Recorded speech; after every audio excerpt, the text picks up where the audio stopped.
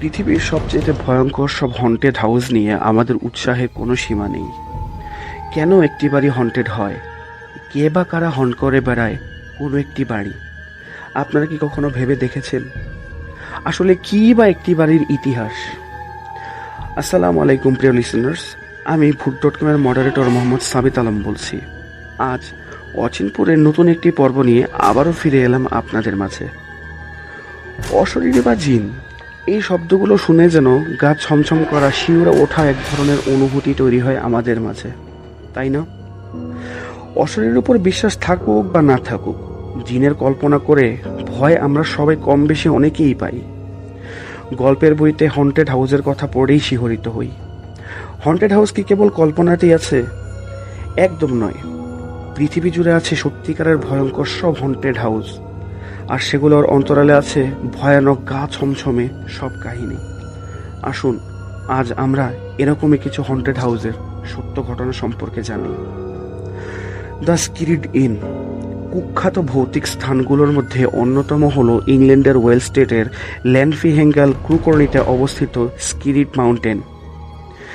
লোকগল্প মতে 900 বছর আগে এখানে 180 জনের বেশি লোককে সিঁড়ির বিমের সাথে বেঁধে ফাঁসি দেওয়া হয়। তখন ভবনের প্রথম তলা কোর্টরুম হিসেবে ব্যবহার করা হতো। এই ঘটনার পরে হঠাৎ একদিন অনেকেই দেখতে পায় একটি গ্লাস শূন্যে ভাসছে। লোকজন দেখতে পেত জানালায় তারা তাদের ঘাড়ের উপর ফাঁস বানাচ্ছে। ঠান্ডা কক্ষগুলি হঠাৎ করেই গরম হয়ে উঠত। এভাবে তাপমাত্রা বাড়তে থাকতো ক্রমশ। এরপর দালানটির মালিক ফেনি প্রাইস চিন্তা করেন এখানে অনেক সক্রিয় অশরীরী বিরাজমান রয়েছে। পরে অন্যান্য লোকজন এটাকে বিপজ্জনক স্থান হিসেবে উল্লেখ করেন। ভানগড় ফোর্ট ভারতের সবচেয়ে প্রসিদ্ধ ভৌতিক স্থান ভানগড় দুর্গ। স্থানীয় লোকজনই এই জায়গার নামকরণ করেছেন। এলাকাটি এবং শহরকে নিয়ে বেশ কিছু জনপ্রিয় ভূতুড়ে গল্প রয়েছে।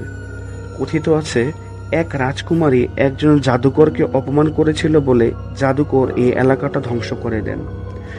1700 শতাব্দীতে এটি আবার ধ্বংস হয় আর্মির মাধ্যমে। জাদুকর মারা যাওয়ার পরে এই এলাকায় জাদুকর রূপী এক অশরীরী নাকি এখনো এখানে আছে বলে অনেক পাখি এবং পশুই নাকি সেই এলাকায় রাতের বেলা ডাকাডাকি করে না, সবাই চুপচাপ থাকে বলে কথিত আছে।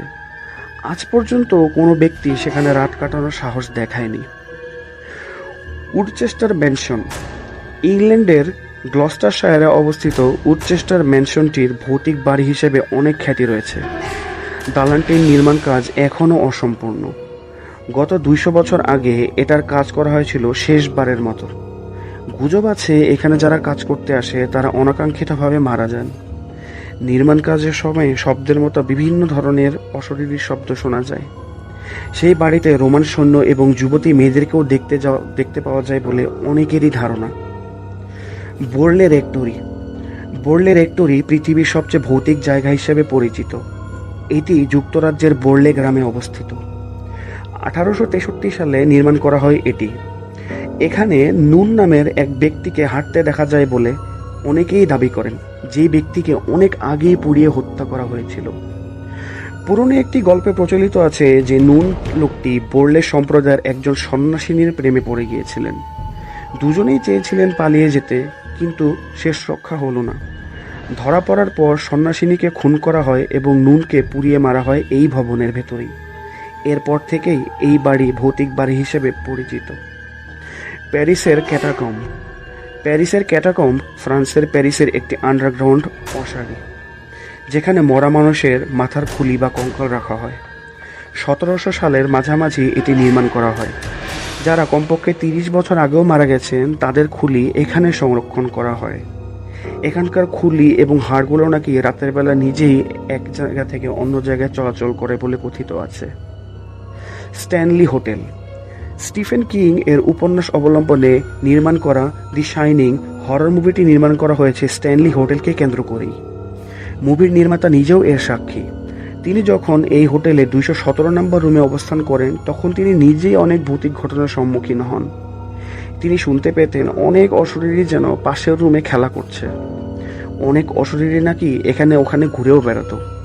যখন কোনো গেস্ট আসতো তখন তারাও নাকি দেখতে পেতেন পিয়ানোর কিগুলো নিজে থেকে নিজেই মুভমেন্ট করছে এবং নিজে নিজেই মিউজিক বাজছিল। টাওয়ার অফ লন্ডন 1536 সালে হেনরি এইট এর একজন স্ত্রীকে এই টাওয়ারে শিরোচ্ছেদ করা হয়। ওই স্ত্রীলোকের মতো দেখতে এক অশরীরী বিভিন্ন অনুষ্ঠানে এরপর দেখা যায়। মাঝে মাঝে তিনি তার খণ্ডিত মাথা হাতে নিয়েও টাওয়ার গ্রিন এবং টাওয়ার চ্যাপেল রয়্যালে হাঁটতে থাকেন।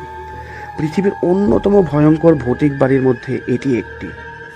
বেল ফার্ম 1817 সালের থেকে 1821 সালের মধ্যে একজন মহিলা বেল পরিবারে প্রবেশ করেন। তার নাম হচ্ছে কেট। কিছুদিন পর সে জন বেল এবং তার পরিবারের উপর অত্যাচার চালান। এক পর্যায়ে বেল স্নায়ুতন্ত্রের ব্যাধিতে আক্রান্ত হয়ে মারা যান। তার মৃত্যুসজ্জার পাশে একটি কালো তরলের শিশি পাওয়া যায়। শিশিটাকে পরীক্ষা করে দেখা যায় সেটা ছিল একটি বিশেষ শিশি। বেলকে হত্যা করা হয়েছিল। এখানে সেই ভবনের আশেপাশে বেলের মতো অশরীর আছে বলে অনেকেই মনে করেন, কেননা অনেকেই চাক্ষুষও দেখেছেন। প্রিয় লিসনার্স, কি মনে হয় আপনাদের? কি এই বাড়িগুলোর আসল ইতিহাস? আপনাদের মতামত জানিয়ে দিন আমাদের কমেন্ট সেকশনে।